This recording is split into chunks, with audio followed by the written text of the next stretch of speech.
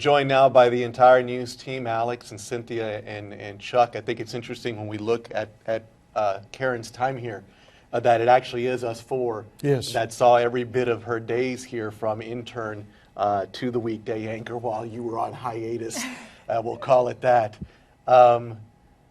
Alex, I mean, do you remember the young pup that we saw in those pictures? I did. I remember all when she was in there as an intern. I remember watching her come and do her stand-ups over here as a reporter, thinking, wow, she's got some work to do. she's got some teachers. You could see all the raw talent that was there, just needed the polish. And over the years, you saw that polish come out, and she just became a fantastic journalist. Yeah, and incredible. It's interesting that you put it that way, because if one thing she wasn't afraid of, she wasn't afraid to do the work. Right. No, she was a grinder. There's no doubt about it. I mean, and that's one of the people in the newsroom you can look at and go, man, I really have admiration for what she's done for herself in her career.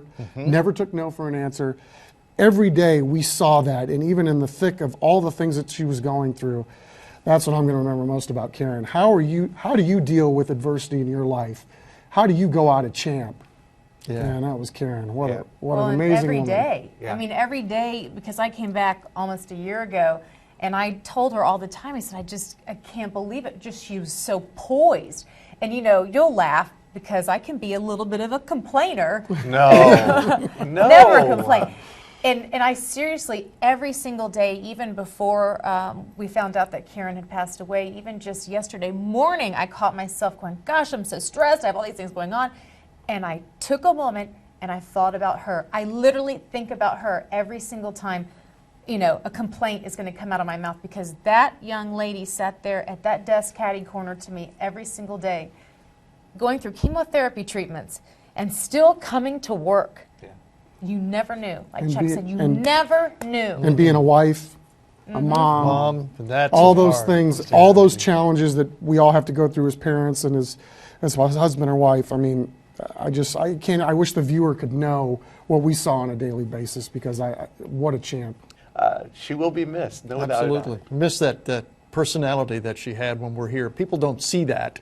You know, The all commercial breaks during the and commercial everything, breaks, yeah. all the crazy things she would do, the sayings that she would have, and Just the things that she would get wrong. She would get wrong. Well, the but words that would come out. I have so to it was tell just you, though, awesome. you know, before she left back in November, she taught us all a very critical lesson and piece of information: how to pronounce a new sheriff's name. Yeah. Yes. And I have told this story so many times after that. She said, Cynthia, just look at it this way.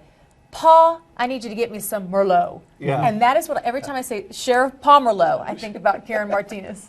Paul, get me some Merlot. Had to find ways around her speech impediment. And she loved free food. I did appreciate that too. She loved free food. Who doesn't, right? Who doesn't? Especially chachos. But yeah, I mean, obviously, we've gone through our ups and downs in this place, and with major league losses, and dealt with each other's issues, and dealt with passing of our good friend Greg Kelfkin, and now here we are just 2 years later, dealing with the loss of Karen. And I'm just glad I got you guys with me, because that's a pretty strong room. Mm-hmm. Yeah, it is. That's a pretty strong room. Hey, you're good. You're good. Woo, you're good. Yeah. Exactly.